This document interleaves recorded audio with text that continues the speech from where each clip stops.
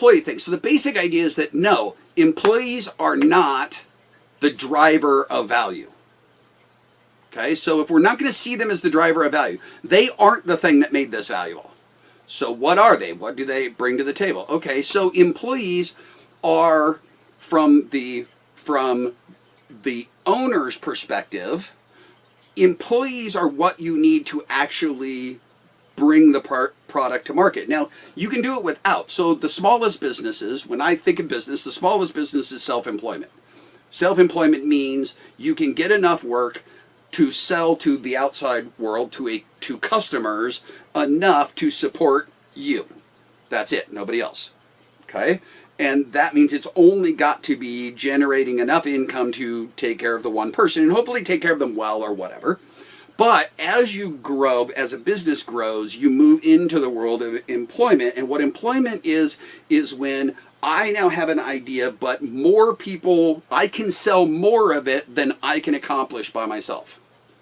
Okay, so that's the next step. So the story I tell a lot is the guy that small businesses, most small businesses that I work with, not most, I'd have to do more thought on that. A lot of small businesses I work with start with this. A guy makes a widget. He's got an idea, he's fascinated by them, so he goes into his garage and he figures out how to make the thing. And he's making this thing, and he's making it for himself because he wants it. That usually starts just because I go, I could make that. I could throw up maybe a picture of the camper that I built for my truck. I wanted a camper for my truck, but they don't sell the camper I want because with towing my race cars, I needed a camper that sat on the top of the bed of the sides of my truck and the sides of the bed, but didn't drop down in the bed because I got to put stuff in there. That's where the race car stuff goes. And I looked at the pop-up tent things, but they're not substantial enough. That they take too much work to set up, and I'm lazy. So what I wanted, and what I'm getting really close to, is I wanted something that I can drive into the racetrack with my race car on my trailer behind, and I pull up and I stop and I flip a few levers, and and in the perfect world, I'd flip a few levers and poof, I'd have a place to sleep. And at the end of the weekend, I go squash, flip a few levers, and I'm ready to leave. And what I set out myself to do was something that I and my wife could load on the truck by ourselves. So just two people can load it on and off the truck. I haven't loaded it like that yet because it only went on the truck once last year and stayed there. But I did take it off the truck by myself, so I've got that much. I took it off the truck by myself. I probably won't do that again, but I did take it off the truck by myself. I wanted something that it didn't stop us, because when we travel a lot of places, I'm not building a camper with stove and all that sort of stuff. No, I want it to be a place to sleep. That's all it really needed to be, a place to sleep and change clothes. So I wanted it not to stop me if people go, hey, we're going out to dinner. I didn't want to go, I'm not going to go because it just takes too damn long to get the truck ready and go.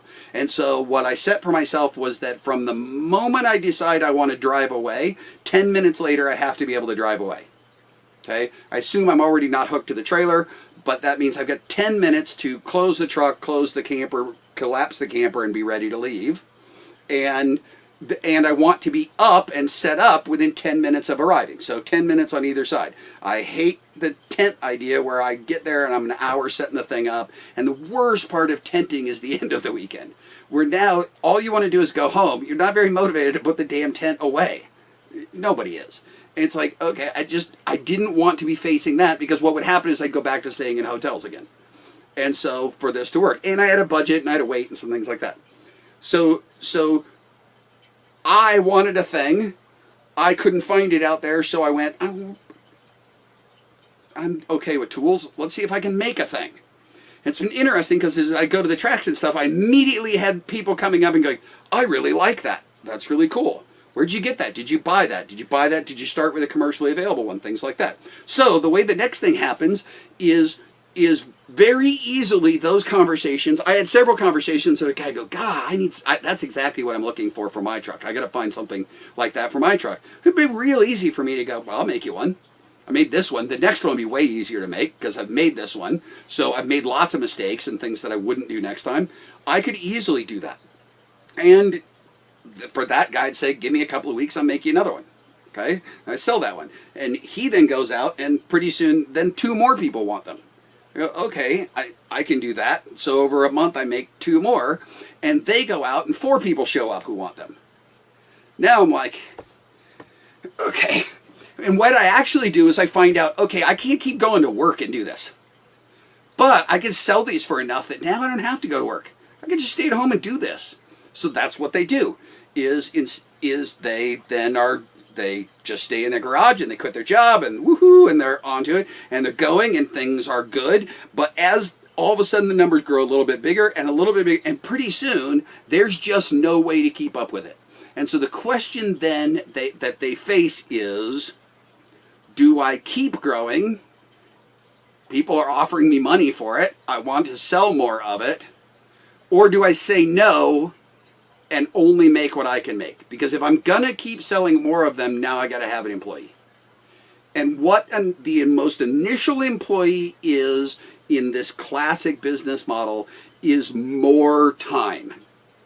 It's I'm out of time. I can't make them fast enough. And so what we do is we bring in somebody else. And usually what happens is you don't hire another one of you, especially because the first thing you find is you can't hire another one of you. They don't exist. So what you're doing is you're hiring whatever you can. So you start going, okay, I don't need somebody who can do everything I can do. I need somebody who can do half the stuff. So there's multiple ways of going. Either you hire somebody with skills who can do skilled parts, or you hire somebody, and most of the time what you do is you hire somebody with way less skills than you that you can train to do the easiest stuff and do it fast. Now, if I'm consulting your business, you're hiring a person to do the stuff you don't like to do. I look at the stuff that I did to build the camper and go, yeah, God, I don't want to do that again. And I don't want to do that. And I really don't want to do that. Okay, so now the person I hire has to be able to do those 3 things, and then I'll just add enough stuff to make it a job. Okay? So, as an employee is this expansion. Now, not all businesses start like that. When we built our last company, we jumped into the plastics industry. One of the things that you very often do when you jump into something that's higher tech, needs higher skills, is you can take your idea and go, okay, I want to make these. I have the idea because I know very specifically, and this is just a general thing. I'm not making Apple, you're no trouble for me, but I've got an idea of a better one of these, and I want to make a better something. I think I can hire all the people who know the stuff I don't know. Okay? Now what I'm bringing to the table is the idea. Okay? The world is filled with engineers. The world is filled with programmers, of all those sorts of people who aren't, because you're good at engineering a thing doesn't mean you're necessarily good at having an idea. It doesn't mean you're necessarily good at having an idea anybody wants. Okay? We find lots of idea people are really good at designing what they like. Really bad at figuring out if anybody else likes it. Okay? So part of hiring people is hiring the people who have the skills that you don't have. Okay? So if you look at a company of, our company was about 12 of us. Okay? When there were 12 of us, who am I hiring when there's 12 of us? Well, I hired a general manager, because the general manager I hired is really good at learning stuff. And so there was some technical things that had to be learned by somebody in the company. And so I brought in somebody who I knew didn't have all of those skills on the table. I couldn't afford somebody who already had all those skills, but somebody I knew who could learn them. And so we brought in that person to lead and be the person who was going to know how to do stuff and could train all the other people to do the bits that they needed done. Okay?